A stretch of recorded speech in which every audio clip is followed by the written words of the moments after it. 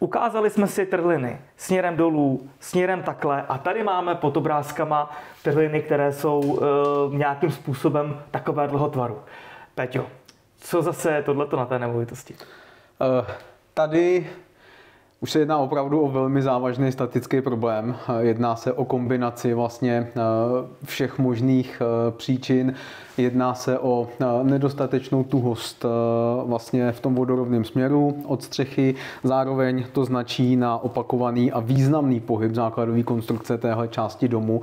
A v té kombinaci se vlastně ta stěna různě vlní, kroutí, proto praská nepředvídatelnými směry. Zároveň vlastně na stropní konstrukci je viditelný, že se vyklání směrem ven. Takže jednoznačně vlastně celá část tohohle domu je staticky nezajištěná. Opravdu doporučujeme, když jsou trhliny, řešte to. A řešte to nejlépe s inspektorem.